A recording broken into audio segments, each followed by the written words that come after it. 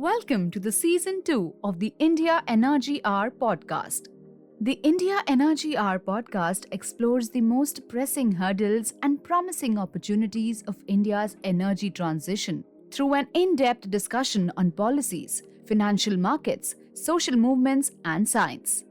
The podcast is hosted by energy transition researcher and author Dr. Sandeep Pai and senior energy and climate journalist Shreya Jay. The show is produced by multimedia journalist Tejas Dayananda Sagar.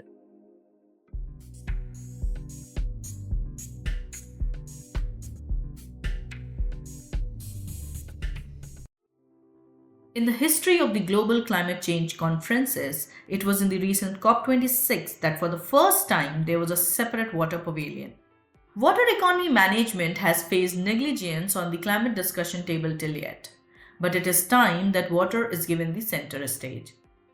Water forms the key bridge in the energy food supply chain. Water resource management will be crucial to the energy transition planning of India, where till 2 years back, there was no separate department to focus on water scarcity.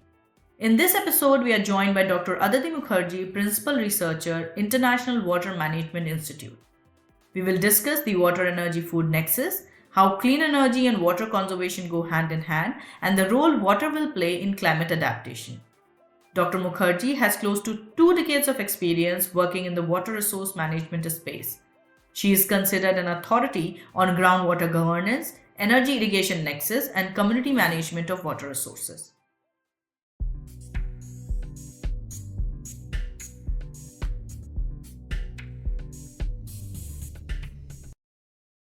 Welcome, Aditi, to the India Energy Hour. This is our second season, and so we're really excited to start this new season with you as our guest. And I'm really looking forward to talking about a wide range of issues. But before we dive in, let's start with your journey. So tell us about your professional journey, how and why you chose to study food, water, energy nexus issues, and all various variety of different issues that you have studied. Tell us about where you are from and how you got into this area and where you are through your years of work. Thank you so much, Sandeep, and thank you for having me on this podcast of yours. I would start in 2001. That's exactly 20 years ago when I started as a junior consultant at the EMI Tata program. I had recently graduated from IIT Mumbai. I had done my MPhil there. And I started working on issues around, this office was run by Dr. Tushar Shah, who, as you know, has done quite path-breaking work in terms of understanding groundwater economy of India. So that our initial work was a lot of focus on groundwater. When I started in 2001, you would find it very surprising to know that we had to go to conferences and convince people that India's green revolution owed a lot more to groundwater than to surface water. In 2001, for instance, there was still this whole notion that it was the canal, especially Bhakra Nangal canal system in Punjab, that has started green revolution, and very little realization, even though the data was staring at your face, that area under groundwater irrigation had increased. So it was that time, and now it seems surprising because now everybody understands the crucial role that groundwater played. Having said that, my own work, I think what triggered interest was a lot of the studies that were there around groundwater at that time was from northwestern India and southern India. And the discourse that was also shaping up, and quite rightly so, was around groundwater depletion, groundwater scarcity, and what it would do to food production. So that way, I think in the last 20 years, that discourse is still going on. We are still in that kind of same kind of an impasse that we were 20 years ago. So what struck me was that almost lack of literature from places like West Bengal, Bihar, Orissa, Assam, as if Eastern Indian wasn't using. So the general consensus was also that, Eastern India gets a lot of rainfall, so perhaps irrigation is not important there. So I think that I found that a bit curious, and because I am from the region, I thought that let me do some field work there. And that was a fantastic office. We were very young. All of us were young, but we had a lot of freedom to kind of, do the kind of things that we wanted to do. And that's how, when I started working in West Bengal, and I found that that the narrative around scarcity still holds in West Bengal, but here the scarcity is not physical scarcity of water. In Northwest India or in Southern India, you are actually talking of groundwater not being available. You were talking about digging wells in Southern India and not having groundwater resources.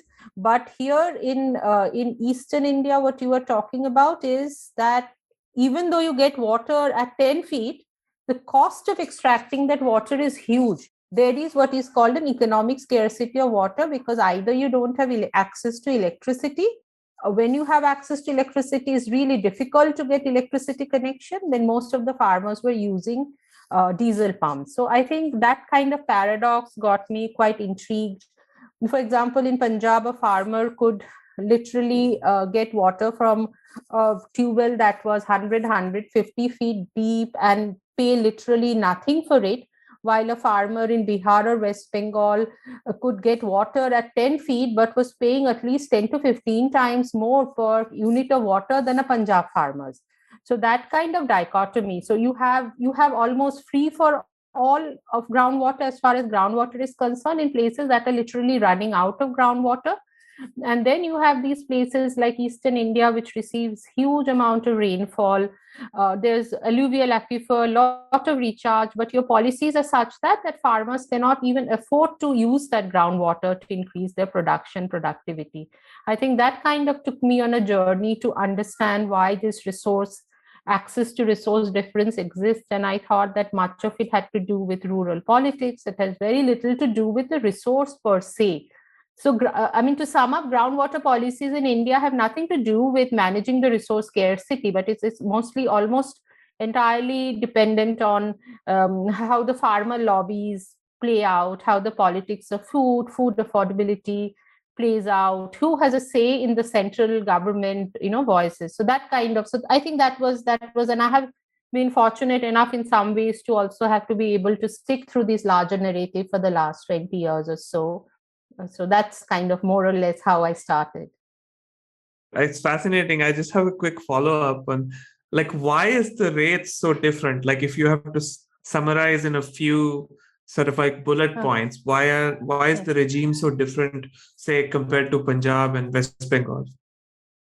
So I think we have to go back a little bit to the history for that. Like when the Green Revolution started, there were all kinds of assumptions being made. It was said that the Green Revolution would work best in Northwest India, where there was like everything else was there except water. So if you look at those, in the 1960s, intensive district development program, and then followed by intensive area agricultural area program. Those two were kind of the things that started Green Revolution. So there are certain districts were chosen to start the Green Revolution experiment.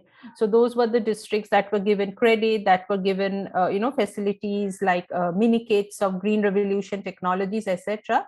And none of the West Bengal districts, for example, and for that matter, not many of the Eastern India districts made into that initial selection of districts which were prioritized for Green Revolution, because of this understanding that Eastern India somehow wasn't suitable for high production agriculture because of its high humidity, etc., that the new technology wasn't suitable. Which in hindsight, I kind of think that wasn't quite correct, because you look at Bangladesh. Bangladesh has exactly the same agroecology as West Bengal, but Bangladesh actually, since it became independent in 1971, has also pursued very similar high-yielding variety-led, Green Revolution-led trajectory like Northwestern India has done, except that in Bangladesh it has been rice revolution instead of rice wheat revolution.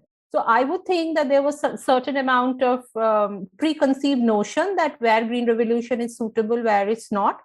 The fact that the politics also played a big role. I think once Green Revolution technologies became embedded, we also had those farmer lobbies which were quite strong in Punjab, which were quite strong in places like Gujarat and elsewhere. And I think a lot of the strength of farmer lobbies have been explained in the literature through the caste politics, through, so while in Eastern India, farmer lobbies have been traditionally weaker in comparison.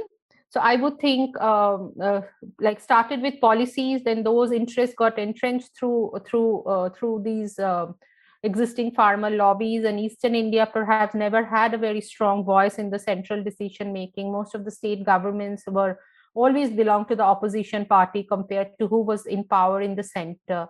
So I think all of those reasons, but the central reason I feel that the farmer voices for Eastern India have not been enough strongly represented, and part of the reason is that these are not middle-ranking farmers in the sense that these are not large, middle, medium-sized farmers. These are really small farmers. Usually they are lower caste farmers, so-called lower caste farmers. So there isn't one unique like farming community. You don't have Patel farmers, you don't have Jat farmers. So all those kind of factors have made that the farmers have never been very vocal about their all these demands. So I think a lot has to do with that kind of difference in farmer politics.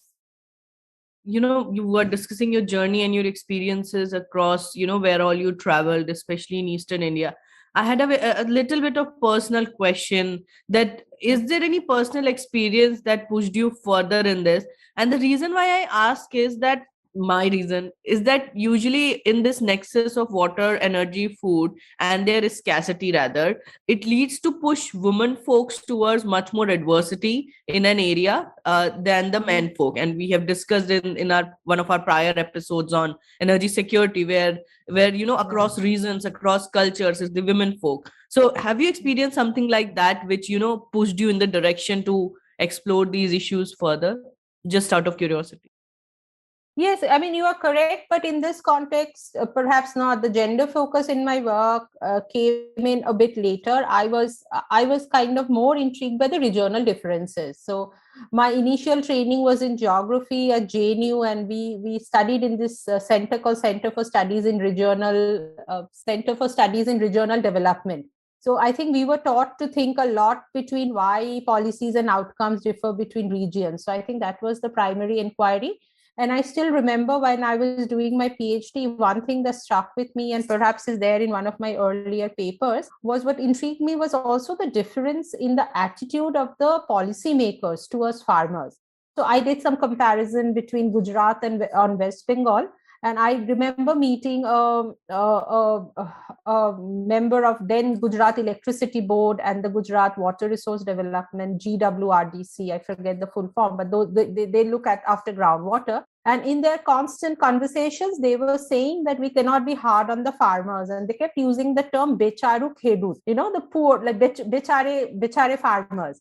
And then when I talked to in West Bengal to the same departments, groundwater department, electricity department, the word I kept hearing was farmers are like in Bangla, it's called Shubidevadi, which is opportunist. Opportunist farmers who is trying to loot the system at every opportunity. And that struck me so prominently because in Gujarat, we were talking of relatively well-off farmers, and here we were talking of really small marginal farmers, but the huge difference in the state, in the attitude. And one of the reasons I figured out was that in the instance of West Bengal, a lot of time these officials had very little understanding of the rural realities. They were the Bhadraloks, they were the descendants, like most of us in Calcutta, one way or the other, of absentee landlords. And while in a place like, say, either in Punjab or Gujarat, you have one brother who is working in the electricity department and another brother is actually still agriculture or a farmer. So the link between the urban and rural is much stronger in many other states than it's in West Bengal. So it's still a very much urban intelligentsia-led kind of movement. So I think not so much the gender concern, what really motivated me was this difference in attitude towards farmers and what the farmers' needs are. So I think that was it. But I think over the years, the concern that came around gender and deprivation came a lot more later in my work around the mountain springs when we started, and just the unimaginable hard work and deprivation that went into collecting water for the women folk in the mountain was mind-blowing. The other thing that came out very clearly in the mountains and in the springs was something that we don't talk enough about is the caste deprivation. Upper caste always, almost in all cases, have access to the springs, which often is the only source of water in the village, the spring that has the highest discharge, the spring that is located bang in the middle of the settlement, those would be where the upper caste people would go and fetch their water. Again, women folk from upper caste will fetch their water, while women from Dalit families would have to go to fetch water in springs that have smaller discharge, marginal springs that are mostly located from outside the main settlements, mostly located in the jungles or something like that. So I think the difference in caste difference in access to drinking water was something that I became, of course, I had read all about it, but I saw a lot of firsthand experience of it while working in the mountains in the context of spring water. So I think gender concerns are super important, but we also need to use this intersectional lens to look at it. And for India, there is nothing as important as looking at water access through the lens of caste, because that's where rubber hits the road, so to say, because that's where a lot of discrimination is still happening. No, this is really interesting. There are so many layers to this issue of a scarcity in India. Before we dwell much into it, I wanted to first understand that what do you think is the genesis of this issue? Does it start from energy scarcity in these places? Because we are talking about areas which are biodiversity rich, which have natural resources. So do you think it at all starts with the scarcity of energy and energy security in these regions, and then goes into much more micro issues of, as we mentioned, the food nexus, the water food nexus, the energy food nexus, and then later issues of gender, and as you discovered, caste and everything which is prevalent? So where do you pinpoint the genesis? You mean of this economic water scarcity in places like Eastern India, that farmers? Yeah. So I think energy plays an incredibly important role. It's also a matter of infrastructure. Eastern India, for instance, had electrification process much later than the rest of India. So there is this entire regional development angle that plays out. My own ancestral village, they got electricity. It's near Sundarban. So places like those, we got electricity as late as 2001. I have had my extended family living in those villages and not having electricity till around 20 years ago. So I think energy plays an incredibly important part in that discussion, as you rightly pointed out, Shreya.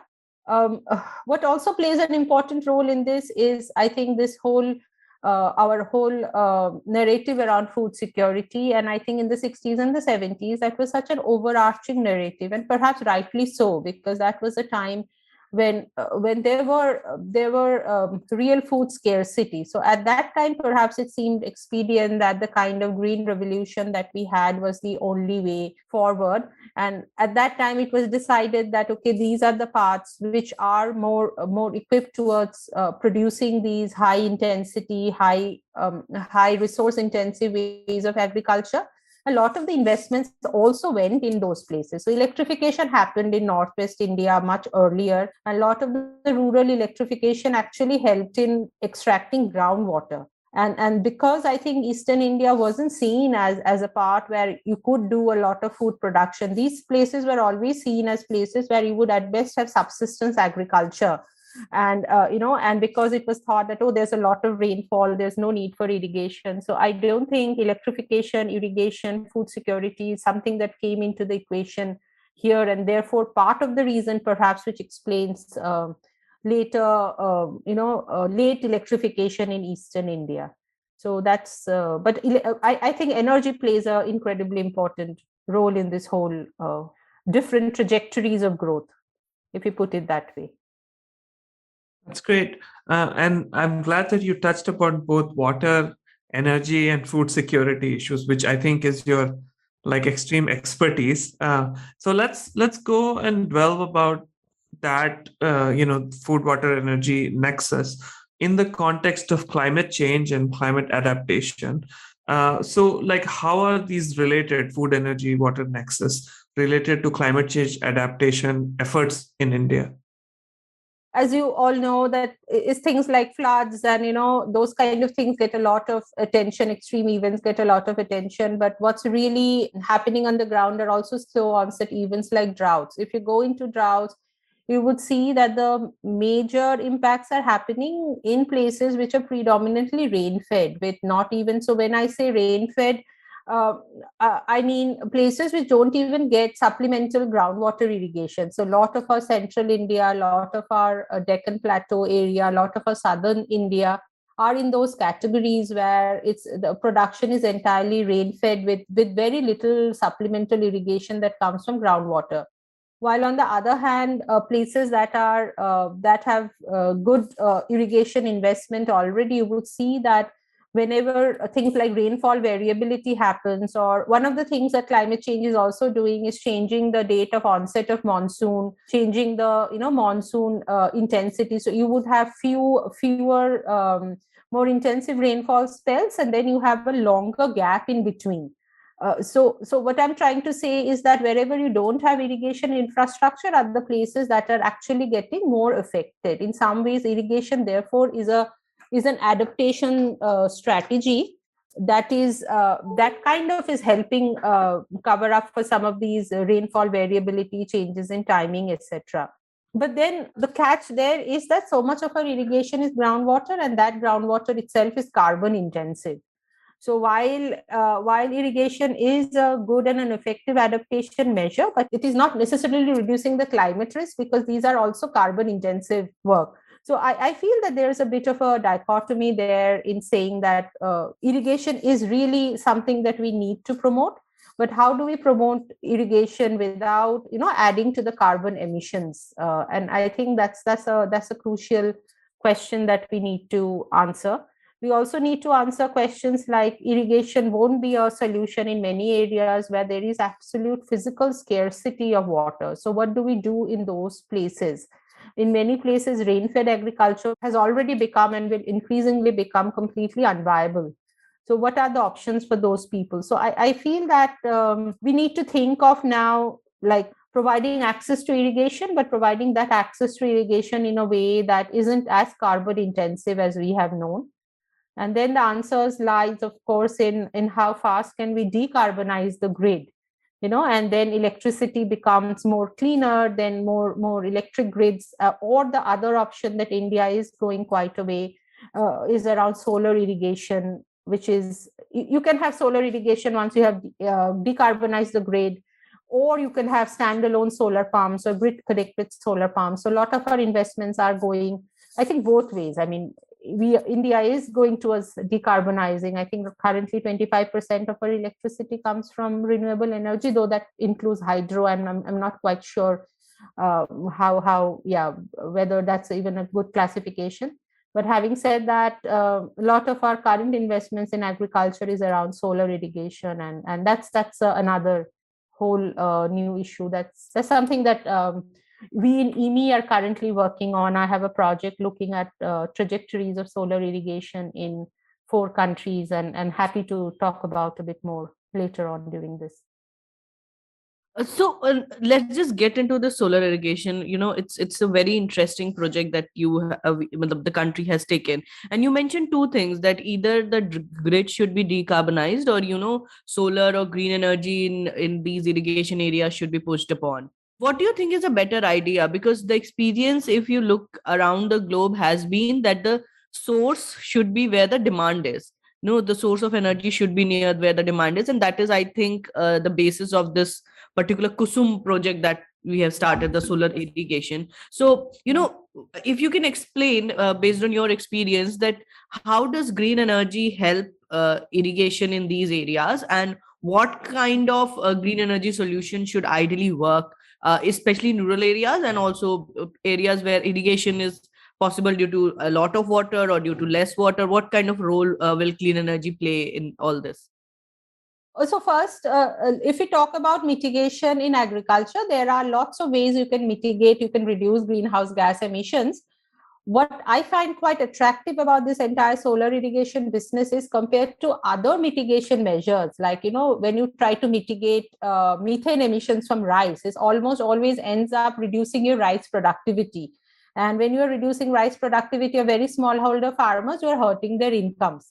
Similarly, I mean, think of most other mitigation measures that has a negative impact income component. Somehow solar irrigation pumps are they're simply replacing one source of energy with another, and there should not necessarily be any negative impact of negative income effect that way. So I think that solar irrigation, and this is an important aspect of mitigation in India, where almost like 15 to 20% of your carbon emissions from agriculture comes from irrigation. So anyway, it's an important source. So coming to how it works, it just works as solar pumps principally work like any other pump, any other electric pump, except that you have a row of solar panels that are generating that electricity there right on the spot. And these pumps are connected to the solar panels. And usually all our pumps are AC pumps, while the solar panels are producing DC. So usually you would have an inverter that converts that DC electricity to AC. But right now, the technology is such that any off-the-shelf pump, it's not as if you need a special solar pump or anything. Any pump that works on an electric tube well will also work as a. So the only thing is that you would have this series of panels on your farm which is producing electricity. So coming back to Shreya, your question, I think Kusum has all those components. Kusum is this, I forget the full form right now, but it has it's all a very these. difficult full form. It's Krishi Yes. Utthan, so Surya Urja Mission something. I But always have to copy it from their website. I just cannot remember. Cannot remember. Yes. That is a nice acronym. So Kusum has all these three components. So Kusum has one component around. Kusum A is around an experiment that they did in Maharashtra. This is this organization Prayas. I think Prayas with the government did some very nice experiment there, where they actually, instead of having those solar panels on individual farmers' field, they actually have those panels centrally located, most possibly where the transformer is on the land of maybe the utility or something. And then they actually solarize the entire grid. While farmers are just doing as they were doing before, they have their same pumps, their same bore wells, etc. But the electricity that they're getting is coming from the solar grid. So as far as farmers are concerned, no change on their part. So that's basically what has now been converted into a Kusum A component, where a private entrepreneur or a government entity comes and solarizes the entire grid, so that's one. I mean, it's still decentralized. It's still, and then that solar grid is again is connected to the main grid, of course. Then the Kusum B component, which is being promoted in Eastern India and many other states for that matter, is just standalone solar pumps. These are off-grid ones. These are not connected to the grid in any way. It's like a farmer gets panels, installs panels on their fields, and then they get basically connect a pump and they run it whenever there's solar energy available. Then Kusum C has been formulated based on an experiment that Imi Tata and Tushar in the Anand office did in a village in Gujarat, where they actually had those, they connected, so farmers' fields have the solar panels, and then those panels are connected back to the grid. So farmer is able to take electricity from the grid, and he or she is also able to pump electricity back to the grid. So this has what become the Kusum C model, and the government of Gujarat then also piloted this other scheme called the Saurya Kishan Yojana, which is called SKY, which is a similar one in which farmers install these panels. Then so basically in a feeder, almost 70% of the farmers have to agree. Then the farmers would be connected. Every farmer would have a solar panel on their field and a pump, and all those panels are connected to the grid. And those farmers get 12 hours of daytime electricity. So one of the challenge here is, like many farmers in our country, get nighttime electricity, but solar pumps won't work if the electricity comes at night. So the grid then remains open all throughout the day, and farmers are both producing as well as consuming at the same time. And whatever is the net difference between their consumption and production if they are producing and injecting to the grid more than what they're consuming, then they get a certain amount of money at the end of the year. However, if they're using more than they're producing, they would have to pay electricity bills. And this is precisely the scheme that we are doing detailed impact evaluations, etc. And we are finding very interesting, very preliminary results. But all those three models are there. And I feel in a country like India, we need those different models. We just simply cannot have one model fit all. And perhaps these three models are not enough. We just need literally like a let 1,000 flowers bloom kind of an idea, where there could be a lot more models. There could be models like mobile, where you have mobile solar pumps that, nobody invests in it, but entrepreneurs actually go and sell electricity. Or you could have models like what we have in Bangladesh, where these are large pumps the investments have come from private entrepreneurs, and they are just working as a seller of irrigation services. So farmers aren't investing anything; they're paying an hourly or a seasonal price for water. Or you could have models like very small micro pumps simply for vegetable gardens, particularly suited for women and poor farmers, very smallholder farmers. So Nepal has some models where they have got groups of landless communities together. They have together leased in land and got very small pumps called sunflower pumps there. And they are doing these kind of high value crop like vegetables and all. So I feel that we require a lot different models. But right now, solar A, B, and C are pretty good. I mean, it depends on how well at the end of the day, it all depends on how well the state discoms are functioning. And we know that's where a lot of our issues are, right? So it's all, success of these will depend on how professional these discoms are, how badly they want to reduce their losses, etc.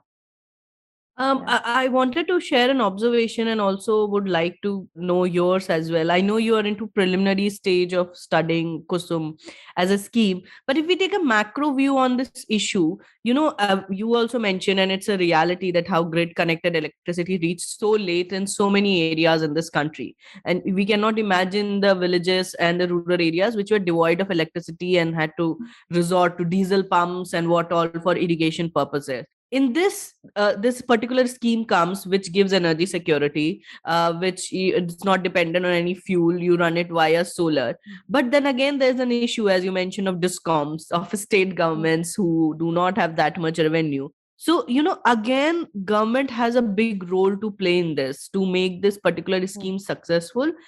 Another reason being that there has not been, an aggressive private sector's interest in a scheme like Kusum, as it has been, if I can compare to grid connected solar projects, where, all the conglomerates of the world have landed. But something like that doesn't seem to be happening in Kusum, because it looks more like a socialist scheme.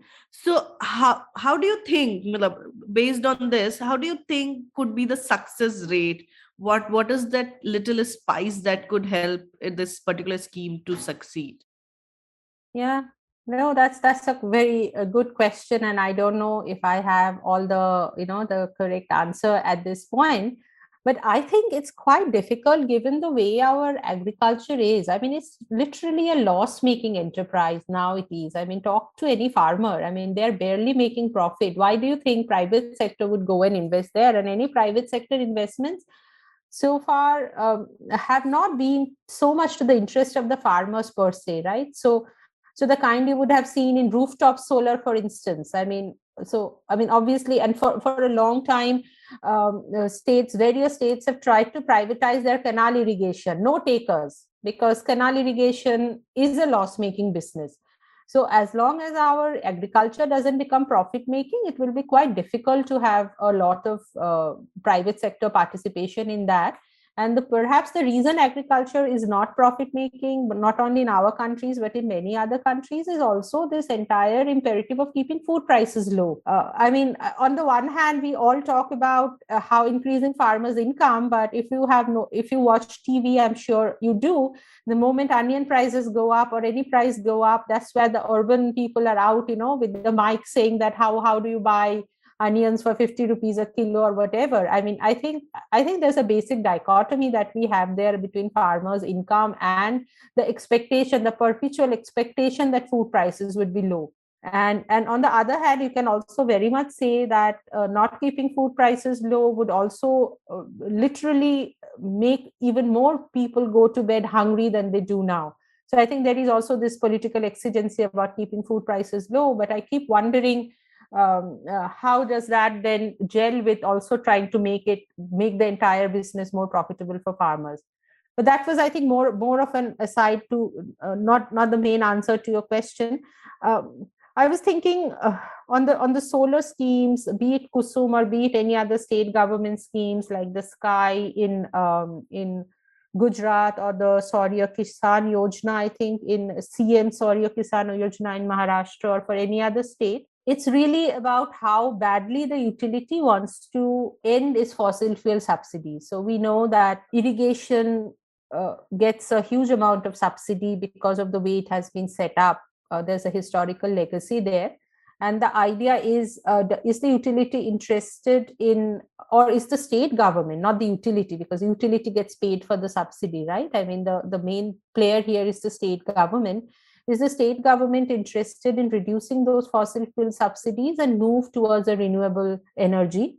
Having said that, they still might have to pay some amount of subsidy, but perhaps those are better subsidies than subsidies for fossil fuel, right? I mean, what I find in the case of Gujarat, for instance, is perhaps a little bit more capital cost infusion from the government would have helped. Right now, farmers are having to pay 70% of the total cost of these systems. Perhaps a higher subsidy would have been even better for farmers to realize income. So what's happening is, in Gujarat, for instance, even though farmers are injecting quite a lot of power into the system, so almost all the farmers, almost 98% of the farmers are net energy importers, but only 50% of the farmers are earning income. So the difference between that, 98% of the farmers are putting energy into the grid. They're producing electricity for the state, right? But only 50% are earning actual income into their account. The difference really is that the remaining 50%, the remaining 48% who are not able to get income, for them, that income is going because they have to pay a loan to the state government. The state government has taken loan on their behalf to install those solar pumps. So a lot of their income actually is going in loan repayment, if that's clear and not too complex. So, and I think that is really discouraging them. I mean, they are saying that, okay, we are producing this energy and that is going, so that is kind of making the state one of the largest solar producer in the country. But then we are having to pay such a huge loan. So actually, we still need to think around financing. How do we finance this renewable energy in a way that farmers also benefit in the long run? So I think it's really turns down to how you process these finance packages and how much incentivized these discoms are in terms of moving away from the fossil fuel kind of regimes. I don't know if that quite answers your question, Shreya, and I'm also not quite finished thinking around these issues. We are just finding this very interesting. Yeah, no, but evidence. this observation clearly helps. There's still a lot of permutation combination to go forward in this particular area. So we'll see. We'll see. Yeah. And we will get you back in another year or so to share what all Yes, your we are conclusions hoping. have been. Yes, this year we are hoping to have a lot of publications. We are getting fascinating results from Nepal, Bangladesh, India. So this That's is our great. year of, yeah. Well, look forward to it, and crossed. we will definitely have you again to talk about some of your results, and we can have a entire episode around some of your papers. I just want to steer this conversation a little bit more broader around the issue, or since we focus on energy and climate issues in our podcast, specifically sort of like focusing on adaptation, right? Of course, irrigation is, as you mentioned, important for an adaptation point of view. India has water, lots of water issues in different parts of the country. So like more generally, what are some of the key challenges for large scale adaptation strategies in India? And within that, if you can specifically focus on some water related adaptation issues, I think that will be very useful. Yeah, so I feel, and as a water professional, I know we all water professionals agree that water has to be absolutely at the heart of adaptation. If air slash carbon is about mitigation, then adaptation is really about water, because what we are finding also is the thing that farmers are adapting most to are water related hazards. Most of the adaptation in agriculture that are happening are in response to things like floods, droughts, rainfall variability, groundwater over extraction. If you go into the mountains, that's around drying of springs, melting of glaciers. So water actually lies at the heart of adaptation, because farmers are literally adapting to water related hazards. I mean, temperature surely, but most of those temperature ones, high temperature, etc., also gets reflected for a farmer in form of a drought, right? So that way, and also what we are finding is that many of the actual adaptation interventions are also water related. I talked about irrigation, but there is also soil water moisture conservation, rainwater harvesting in the urban areas, urban rooftop water harvesting, and many of those. The third point around water and adaptation, I would think, is that so the first is all the adaptation, majority of the adaptation, even the recent GAMI analysis that was there, a global adaptation mapping initiative, and a lot of papers came out. If you look at that, that also shows that almost 60% of the hazards to which to people worldwide are adapting are actually water related hazards. The second point is also a lot of the adaptation itself is water related, adaptation interventions, as I mentioned, in the context of agriculture, obviously. Then the third part is that many of the mitigation measures also have a very high water footprint, either a trade-off or a synergy. Coming to solar irrigation, for instance, many fear that solar irrigation, because of zero marginal cost of extracting water, it may have negative water impacts, groundwater over extraction. So I feel that water is terribly important in all of those adaptation. But in a context of India, I am not sure if our schemes or if our quote unquote development projects are looked at from any climate resilience, climate adaptation, mitigation point of view. I think we are still stuck in that old fashioned development paradigm. And what I find quite interesting, and I was thinking, for instance, I used to do some spring related work in Bhutan, and I attended some of their meetings. And in all the meetings, I would hear this particular phrase that in Bhutan, any policy is actually scanned through a particular lens of gross national happiness. Does that policy increase gross national happiness?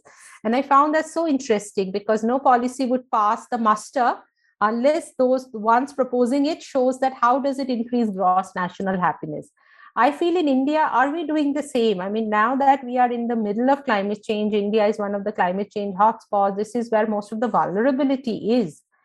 Are our policymakers actually similarly scanning all the policies from a point of view of whether it will increase our resilience or adaptive capacity? And I don't think we are doing that. I mean, we still have policies that would lead to more greenhouse gas emissions, that would lead to it may increase income. Well, that's also questionable. But I'm not sure if it answers your question, but I just feel that we aren't doing enough, and there is still this attitude that climate change is a second order issue. We have many more important and urgent developmental concerns, without the realization that those development concerns can actually undermine our adaptive capacity and increase vulnerability. So the original intention, if it's about, say, doubling farmers' income by 2022 or whatever, I mean, how do you do that while being also climate resilient? So that's a huge gap, and there are no easy answers. And to me, it seems like we should be increasingly scanning our policies to see if those policies are climate resilient or not. And I don't think it's been done at all. I wanted to ask, now that we are talking about climate adaptation, we are just months into this COP26 that just happened. I wanted to ask you, what did you think of the discussions and outcomes at COP26 for addressing water security, hydrological issues? As you mentioned, India is one of the most vulnerable countries, along with other developing, least developed countries. Island nations took a very strong stand in COP26 this year. But overall, what did you think of the discussions that happened for this particular space in COP26? The funny thing is that for the very first time in COP, in these 26 years of COP, that there was a water pavilion. I mean, so much of our climate discussions around carbon that I feel that we aren't giving enough importance to the water and the impact of climate change on the hydrological cycle. We all know that floods and droughts are the issues that is facing. I mean, everybody is facing that, but somehow that floods and droughts or water issues is something that I don't think is very, how do I say, it's not a part of the climate discussion. Somehow water is still not a part of the climate discussions, and I feel that kind of the reason why we never had a separated, dedicated water pavilion in the COP. But this was for the first year that I think almost 100 plus organizations came together with the leadership of CV, Stockholm International Water Institute, and EMI was a partner, but there were lots of partners, IUCN, WWF, I mean, a host of over 100 people, and there was a separate water pavilion, which actually raised the profile of water within the COP discussions. I scanned the Glasgow declaration, but I don't think water finds any particular mention there. But there is a lot of expectation that the next two are happening in Egypt, and I think UAE after that, if I'm not mistaken. And both those are very water scarce parts. So there is a lot of expectation that COP27 will see a lot more water related discussions than any of the COP have found before that. So all the organizations that are related to the water one, I mean, there's a lot of discussions going on how to raise the profile of water within the climate discussions. So, I mean, in sum, I just think that so much of our climate discussions are around mitigation, and when it comes to adaptation, while this entire thing, I mean, within the water community is very clear that water is central to adaptation, but I don't think the adaptation community as a whole looks at it that way. So there's still a lot of ground that the water people need to cover to actually convince the others that water needs to play an important part in adaptation, which it already is. So there's still a case that we need to make as water professionals to raise the profile of water within climate change discussions. I don't think we are doing enough yet. Excellent. I think that is a perfect segue for the next question, which is like, what kind of geopolitical or cross climatic zones cooperation can be done to ensure water security for vulnerable communities, be it in India or like Bangladesh or basically South Asia. As you mentioned, I mean, and it's very thought provoking how you connected and sort of tied everything to water security and importance of water in terms of adaptation. So what kind of cooperation should be built? If you were a policymaker in India, what would be some of the kinds of cooperations that you would try to build? That's again a terrific question. I think so much of our water cooperation discussions have been put in this early unfortunate state of a win-lose game. It's like a zero-sum game. If a downstream neighbor gets more water, we have less water. If an upstream neighbor takes more water, then the downstream has less. So this zero-sum game kind of a thing, and also conflating water security with national security, I think has been also a historical folly. The moment you were saying that our water security is central to our national security, you are going down that blind alley where everything you are looking through a zero-sum game. You have to really think of those win-win options. So that's the one point, that our entire journey around transboundary cooperation has been framed either as a security issue or as a zero-sum issue. So there's where we haven't been able to make much progress, frankly, so far, especially when it comes to surface water issues, etc. The second thing, where on the other hand, cooperation has been quite easy, is when it comes to things like hazards. I mean, which we wrongly call as disasters. I mean, natural disasters, I mean, don't exist. I mean, it's the disasters are always human made, but basically, when it comes to disasters, we find that there's a lot more cooperation that's possible. So you would find that even between say India, Pakistan, or India, Bangladesh, where there are lots of water issues, but when it comes to early flood warning, or India, China for that matter, all the upstream neighbors have been willing to share information. If a certain, like, if the river flows extend a certain limit and it can cause floods downstream, so those kind of early warning systems have come up in more of a bilateral basis. And I think when it comes to the cooperation comes to kind of more concrete and smaller things, instead of covering everything. For instance, when it comes to something like mountains, so there's EC mode where I used to work earlier. So this EC mode itself, that organization is an intergovernmental organization of 8 governments in the Hindu Kush Himalayas, and they have been trying to do something around like the Himalayan Council, on the lines of the Arctic Council. So you have these Arctic Council in Arctic, obviously, where there is kind of an intergovernmental organization. So EC mode has been promoting something like that for the past 4 or 5 years or so, and that I think has an appeal, because there's already an organization that has, all the board members of EC mode, for example, has a representation from all these 8 countries, and the issue of melting of glaciers is something that really unites all these countries. Then I think again, cooperation is easy when it comes to more technological kind of things like early warning systems. But then cooperation becomes hard the moment you are framing it as, I win, you lose. So again, having said all of this, transboundary cooperation is not really my own area of expertise. So this is what I understand as an outsider to the whole issue, that we have to be very topic based. Water security should not be conflated with national security. So, from this macro issue of climate adaptation impacting water security and everything, let's come to this very, very micro issue in India. I correct me if I'm wrong, but until very recently, India did not have a dedicated policy or ministry for that matter for ensuring drinking water for all. Now there is a ministry, there is a nationwide mission, Har Nal Jal mission, which ensures tap drinking water for all.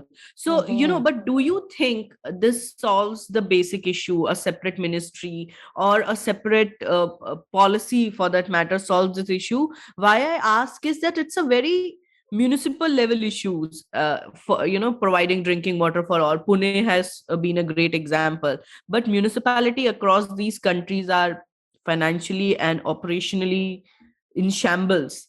So, do you think this particular policy, this ministry can make headways into this particular problem of the country? I think that again, like everything, the policy is great, especially if it supports in rehabilitating or revitalizing these local municipalities. One of the things about climate change adaptation that Professor Salimul Haq keeps talking about, that the adaptation has to be locally led. We cannot think of a central government leading adaptation. So in that case, if this particular scheme, I think it's Har Nal Ko Pani, Har Ghar Ko Pani, something like this particular universal drinking water, tap drinking water scheme can actually invest in capacity building and improving financial viability capacity of the municipalities. That would be a great example. My worry with the scheme is that constructing taps is easy, constructing pipelines is easy, but my concern is that those pipelines may be just full of air and not water, because that's where the the problem is. Where will the water come from? And interestingly, I was going through the guidelines of this policy, and I do see that some amount of money would be earmarked for treating watersheds and the catchment areas, which I think is a good move. If we can also protect the water at the catchment, then I think you are solving. So it's not only about, it's not how do I say, it's not about pipes and taps. the real issue is about water, and the real issue is about equity in that water distribution. And a couple of things again, it's also about the local, empowering the local municipalities. If all those things happen in tandem, yes, but if you are forgetting one component of these, and my fear is that taps and pipes would be built the fastest, empowering the municipalities won't. At the same time, going back to the supply chain and treating the watersheds, treating the catchment areas also won't happen, because at the same time, coming to the Himalayas and the springs, where we have recently completed some work that was recently published by the Niti Aayog.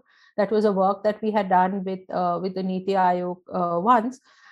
I think while there is a lot of focus on conserving springs in the Himalayas and reviving springs in the Himalayas, in tandem, you also have policies for more and more road construction in the Himalayas, for more and more hydropower in the Himalayas. So what we really have is in India a lot of policy incoherence. I mean, if you are conserving catchments, then you have to have those catchment kind of maps where those are the recharge areas of the springs, and literally protect those areas from development projects like roads. The moment you build a road, and if it kind of divides your recharge area from your discharge spring point, those springs will dry. Similarly, if you're making a hydropower, your entire catchment dynamics gets disturbed. So on the one hand, we are almost not protecting our water sources. On the other hand, we are saying everybody would have tap water at their house, and these two are not compatible with each other. You cannot have necessarily tapped water at home unless you have been protecting these catchment areas in a systematic way over the long term. But I think the objective, if it can in the process make the municipals more professional, it can generate more revenues for them, then nothing like it. I agree with you. Our municipalities are in complete shambles, actually. Well, that's really great. And thank you so much. I think, we really learned a lot at least I learned a lot in the last 1 hour. It's been such a treat to talk to you about these wide-ranging issues, from, solar pumps to adaptation to bigger issues of transboundary, and finally to drinking water. So thank you so much for being on the podcast. We really appreciate your time. Yeah, we covered like a whole gamut of issues. So yeah, it was very interesting. Thank you so much. We actually did learn a lot. This is a subject that, as you rightly said, very few people know about it or try to know about it. So it's been a learning experience for us as well. And I think going forward, in our discussions on energy, I think water should be given a prominent point of discussion, I guess. Because it will play a larger role in climate discussions or energy discussions, I believe. Thank you. Thank you for listening to the India Energy Hour. Subscribe to this channel to never miss an update. To drop us a feedback, visit our website or write to us at theindiaenergyhour@gmail.com. We are on Twitter. You can follow at TIEH_podcast and get in touch with the two hosts at Shreya_Jay and at Sandeep Pai with double I.